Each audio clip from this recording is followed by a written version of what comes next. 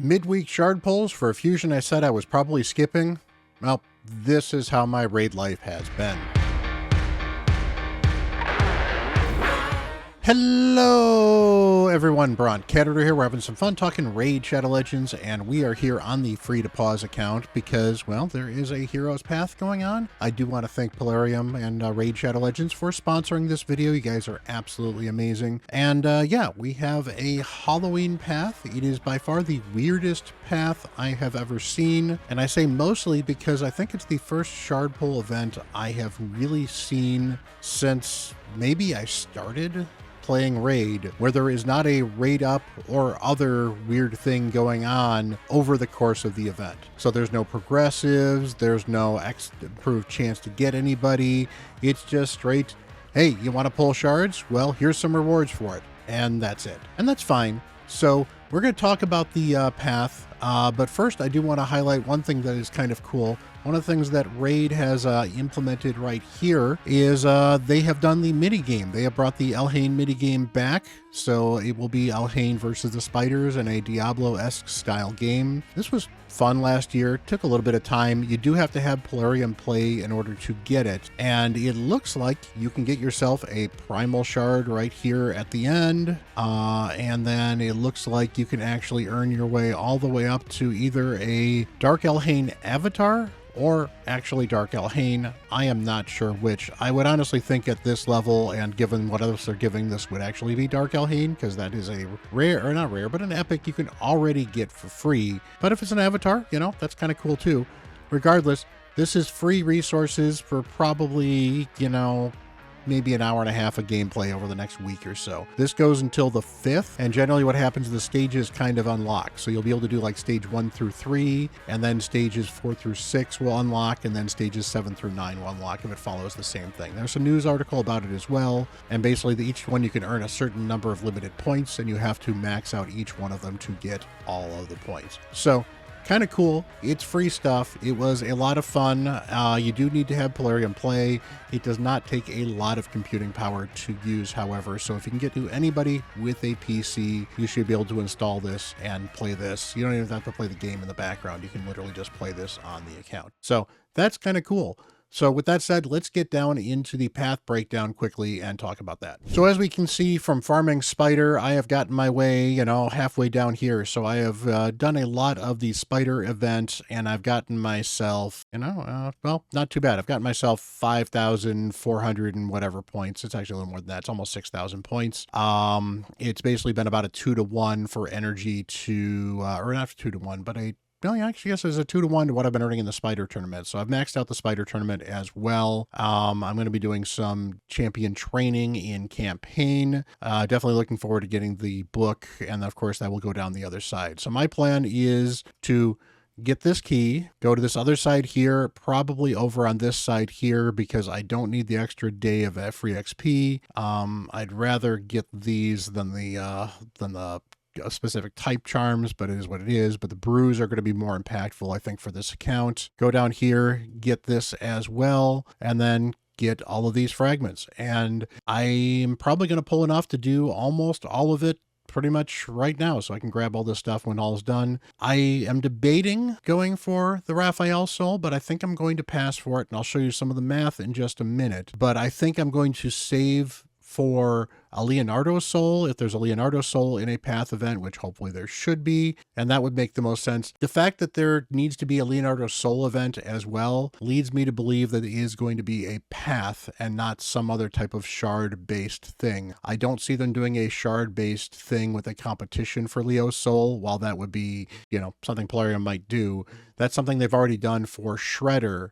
So I don't see them doing something like that. And honestly, at this point in time, if it's not a path event, I think the public would absolutely riot, given all the other shenanigans they have kind of pulled about this. So with that Leonardo path event, I think it would be fine to save some shards. So let's go talk about where I'm at with shards and what I might have thought about pulling if I was going for the Raphael soul. So here we are in the portal. You can see what I actually have. I've got a lot of shards here. Sacreds have been a little scarce from Clan Boss recently, but I still have 26 of them, so that's not too bad. That should be plenty for for Leonardo. That should be plenty for Leonardo. 25, even if it's 25 for Leonardo, and I expect it to be 20 to 25. That'll be enough to get him, and then we'll see what else we're going to have. I expect it to be 2x Ancients this weekend. I know there's been a rumor there's going to be 2x Primals. There has never been a 2x Primals during a fusion that I've been aware of, or at least one that was only a Garant Primals, and they've never had a 2x Mythical during a fusion, so I don't expect that. I expect a 2x Primals to instead happen probably over Black Friday and or Christmas, because that's traditionally when they tend to do that sort of thing. And honestly, it's been 6 months since they've done a 2x Primals, maybe. It's been a while. So Primals are extra points in this particular path, and I think that makes them good to pull. And that's because I don't expect them to be extra points for the Leonardo event, which means that I would rather pull them when they're worth a ton of extra points, especially because it means I don't have to pull a ton of them. They're still worth a lot more than Void Shards in a path event anyway, so pulling Voids doesn't make a lot of sense. Ancients are just not super valuable in these type of things. Mystery Shards might as well not exist for the most part, other than getting a few hundred points here or there. Sacred Shards are certainly the best value as far as shard per points. If you're looking to spend for this type of event, Primals are also generally the best money per point way to go as far as shards are concerned. But energy has not been too bad for this as well. So my plan is to pull 13 Primals. That'll leave me with 22 Primals left for a 2x. That'll get me, 3,510 100 points here, and combined with the existing points I have right here, so that's my added existing points. This may not even be accurate anymore because I may have run a little more dungeons, so this may be a little bit higher, but that will give me basically, I will be 5,000 away from my goal, which I think is very doable with some energy. Maybe I'll pull one more Primal. We'll kind of see. One more Primal gets me really close, and I think I will definitely make this goal without a problem. But I do need to do a bunch of champion training as well. So I think I'm going to err on the course of staying with 13, keeping all those extra Primals, and seeing what we can do. So as far as my Mercy is concerned, I don't think, I know I'm nowhere near Mercy on Mythicals.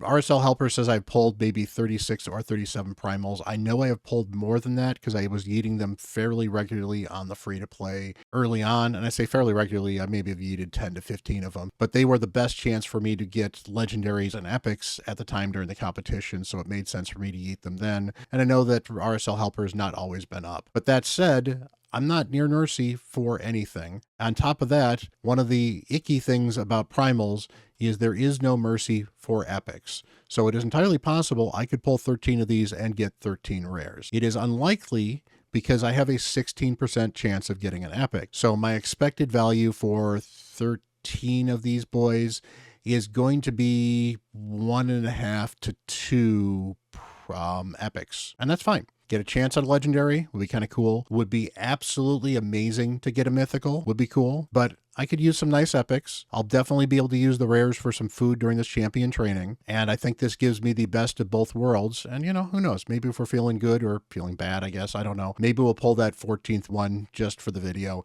Because, I like to treat you guys sometimes. You guys are absolutely worth it. So hit that like button, hit that subscribe button. I really do appreciate you guys. Let me know down below any predictions on what you think I get. What do you think? Do you think I'm making a mistake pulling Primals? I know some people are absolutely, I can replace Sacreds easier than Primals. That was a good, logical argument, I think, honestly. Especially if you're not doing a lot of live arena, then Primals are going to be harder for you to get. But if you're doing live arena, you can get 4 Primals a month pretty reasonably, and then you get them from there's a monthly reward for them, and then you get some Primal stuff from other areas of the game as well. So, I've got 35 of them right now. Been saving up for quite a while. I don't think I may have pulled like 5 or 10 of them at some point in time for another fusion, but we're going to pull those. We, of course, have Pepsi here. Got to crack this puppy open. Pepsi is not a sponsor, but think about it, Pepsi. You totally could be. Let me know. My phone line, my email is open. I would love to hear from you. That said, let's go get something cool. We are going to do these in single pulls because, I've only got 13 of these we're going to pull. And, maybe 14. We'll see. But, let's go single pull. That's a rare. And we're not going to focus on the rares too much.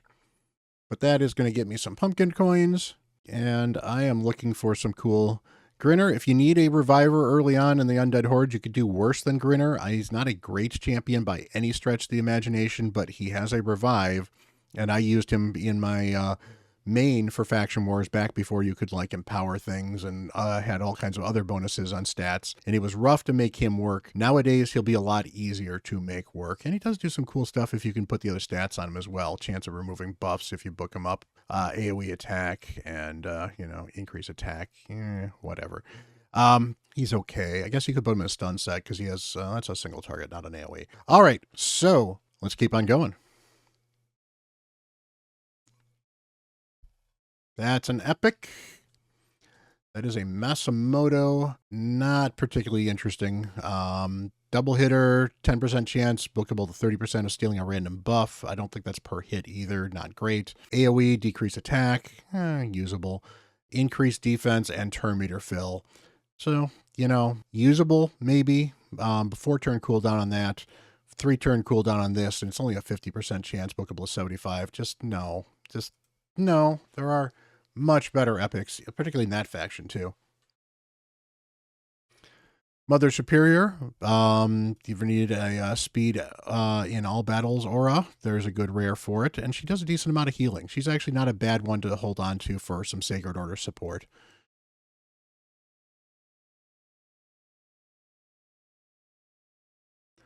Imitation Coldheart. No, thank you. All right, come on. Let's get some cool stuff. Honestly, I would love another cool epic, but instead, hey, you know what? We got Apothecary. He's kind of an epic champion. Apothecary was at one point in time one of the best rares in the game. He has been power crept because there are so many more champions that kind of do sort of what he does, and that is a good increased speed and turn meter fill. Now, you get Haikatun for free, and she already has it on a 4-turn cooldown. Of course, she's an epic, so early on, he could be easier to book. She has a speed aura, which is why I like her a lot better. He also has a triple hitter, which makes him good for early Fire Knights, and a heal, which can't be too bad. It's a single target heal, but overall, he's got a very useful kit and pretty good speed for a rare. I mean, that's 101. I think he's got 104 base speed once you get him up fully ascended, so he's actually pretty good to make fast early on. It is just now so much easier to move beyond an Apothecary in the game that I think he's certainly been power crept, but still very, very good rare to get early on.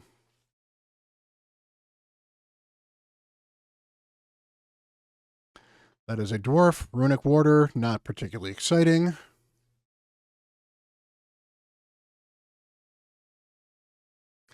That is a Madman.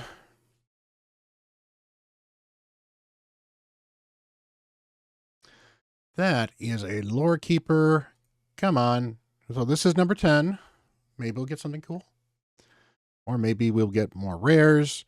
And again, this is what I was expecting. So we've got 3. We'll go with 4. We'll pull 4 of these boys. And to be fair, just talking about the Raphael Soul, I'm going to bring this up quickly while we're talking about it here. I could go and pull the other 21 of these, and that will give me enough additional points to get the Raphael Soul. So if I were to pull all 35 of these bad boys right here, that is enough to pretty much get me to where I need to get the soul. So that gets me to 100,000 points. I need 103,000. So I could yeet all of these for the soul. I don't think that's a great idea because I think I'm better off going for the Leonardo soul if the soul is available in a path, as I was talking about earlier. So we're going to stick with our plan, and maybe if I run a bunch of campaign and other stuff and I find I'm in a much better place to get that soul, maybe I'll rethink that. And if I do, you'll see another video about it. But until then, we're pulling 4 more of these and we're hoping for some purples. Gold would be nice too, or some red would be nice here. But nope, that is an itinerant. 2 more.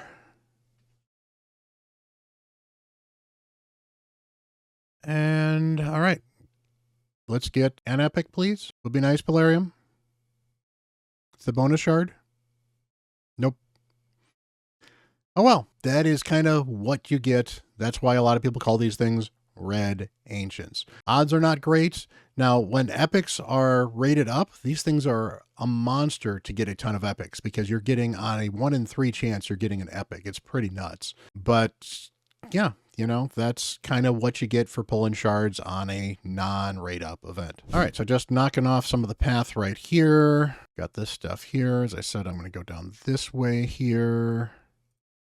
Grab that. Grab that. Grab that. Now we're going to go down this way. Core hammers are useless, so we'll go with a rare book. I guess core hammers are technically not useless, but I have so many of them and I don't use them for the most part. Get the first fragments right here. Go for this. Get myself the basalt. And yeah, we have not much left to go for these. And, you know, I could certainly splurge for, you know, 50 of these radiant sun lilies. You know, that might be something worth doing. In fact, give me just 1 second. Let me look at my collection. All right. So I actually have 50 of these things from the Raphael path. So this would actually give me a 20% chance at a mythical and a good shot at a legendary relic, which is something I don't have a lot of on this particular count. So if we go for here, I basically need another 1,500. So that is either going to be 3 sacreds or 6 more primals.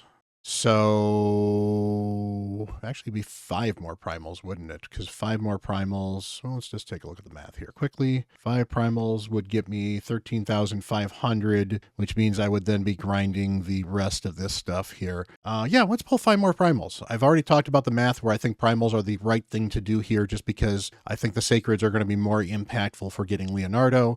So we've come this far. I think this is a reasonable thing. I'm not going to go for the soul, but we'll pull 5 more of these boys. I should be able to grind up the other 4,000 points I will need. And in fact, what I'm going to do is I will actually, you know, give you the relic pull on this video as well. So cheers. We got 5 more to pull. We're pulling down to 16 primals.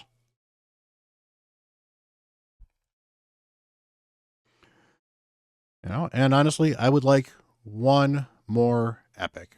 That's really kind of what I'm at. There's a legendary. Woo!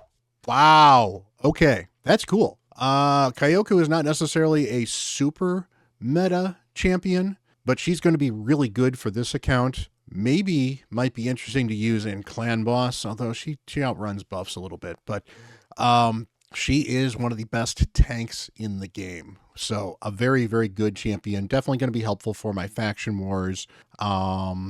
I mean, yeah, I got Taragi too, and I like Taragi, but she is just so good. Triple hitter, A1. Actually, I'm sorry, it's a single hitter or a triple hitter if the enemy is under 3 or more debuffs and has a chance of putting weaken for 2 turns. Weaken's not exciting. This can actually do a decent amount of damage if it triple hits because it does an okay amount of damage with a single hit. She's a defense-based damage dealer. Then we've got an AoE decreased defense and HP burn as well if she does not place the decrease attack, not decrease defense. Now, if she doesn't put the decrease attack because it's already on, then she puts a bunch of HP burn up. That's great. If you don't build her with accuracy, this is just a decent-ish AoE nuke. And I say decent-ish as I wouldn't build her as a nuker, but you're going to build her kind of tanky anyway, so she can do some damage. That said, you can actually build this one as a nuker, because while she is an ally protection champion for 2 turns on all allies, she puts block damage on herself for 3 turns, and then grants herself an extra turn. So basically, when most ally protectors cut all of the damage in half, but they end up taking the other half of it. Of course, there's some reductions that happen through ally protection. She takes 0 damage because of that block damage. So as a result, you can build her with crit damage because if you didn't know, when you get crit through an ally protection, you take the crit damage of your own champion. So you don't want to build a lot of crit damage. She ignores that, which makes her an absolutely amazing tank. She's a lot of fun. But because she takes that extra turn, which by the way means this is actually on a 3-turn cooldown effectively, and this is on a 3-turn cooldown effectively, yeah, really good. And then on top of that, she has a Seeker-esque thing. When champion is hit with, every time this champion is hit with a critical hit, heals all allies by 15% of their max HP, and then puts an increased defense on all allies for 2 turns. So if you put her in the lead, she'll put that increased defense up and help everyone else take less damage, and it heals everybody as well. So she can be very, very good to tank your entire team, but it takes getting a critical hit, which means that for Clan Boss, it's not as good as it could be, but she has a lot of really interesting options. And of course, she's got a really good defense aura in all battles. So that's great. We got a legendary. We're going to be pulling 3 more of these. That's going to be useful for some of the champ training as well, because among other things, I can throw some brews into her and get a ton of extra points for champ training. So that's going to be good. And yeah, I got a legendary. I am excited. Kayuku is really good. She's not top tier, and she's certainly been one of these champions that was really good when she was released, and then it's just the need for ally protection champions has kind of dropped a little bit. But on this account, I'm very sure I can make some use from her. If for nothing else, she will help me get through some of the content where it's limited champions we can pick. She's a spirit affinity champion, which is good. She is a super tanky champion, which can do a ton of cool stuff. Yeah, she might end up in my arena team at some point in time. We'll see what happens. So, all right, we got 3 more of these. Pepsi has brought us some good luck. Let's see if we can get something kind of cool with the last 3.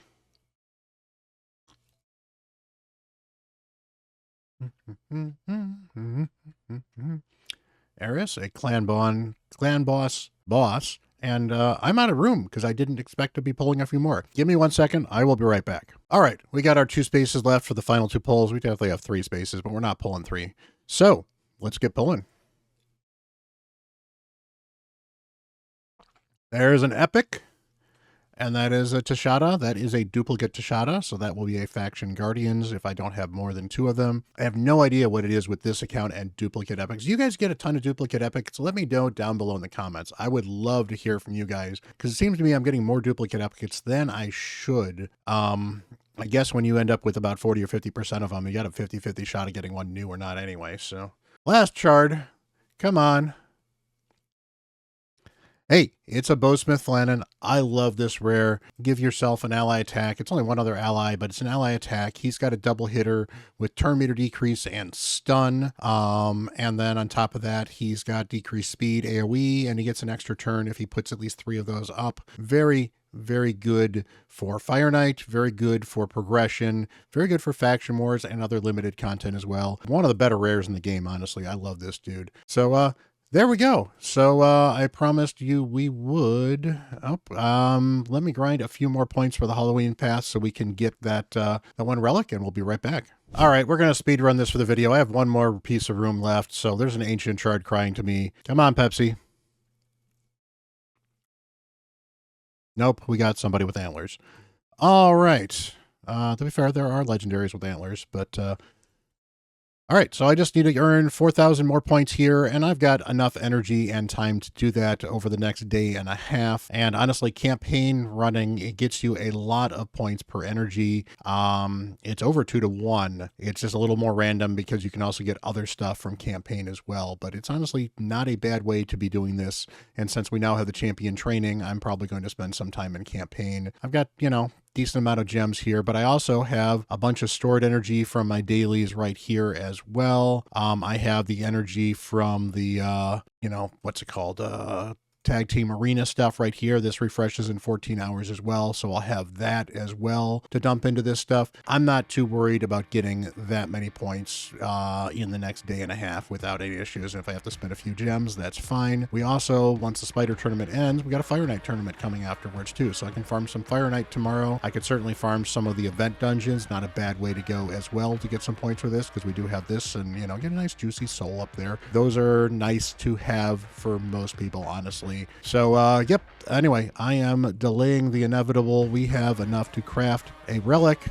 We are going to craft this puppy here. And this, if I get this, will be the first mythical relic on any account of mine, which is weird to say, but that is how hard it has been to get mythical relics. So again, Pepsi, wish me some luck. And we got an aspect of Sephiroth, which is a dupe, and it's okay. I mean, this is really good for some high-level arena shenanigans. I just have not found this as useful as some of the other ones for where my endgame account is. And my endgame account is closer to being able to use this than this account is, unfortunately. And I've got one already, I believe. Yep, there's my other aspect of Sephiroth right here. So, it is what it is. you know, if it ends up being a chicken, that ends up being a chicken. I don't think it's going to be a chicken, but it seemed like something worth doing, and it was 5 shards. So guys, appreciate you guys hanging around. You guys are absolutely amazing. You know, we're approaching, you know, a good number of subs, and I'm, you know, probably gonna be bad about harping on that, so maybe I should stop. But, you know, it surprises me just how much you guys have embraced me and my channel, and how much I have grown as a content creator, and how much you guys have helped me grow. I appreciate you guys pushing me on. I appreciate your critiques that you often give me on stuff. I appreciate you guys as a community. Much love.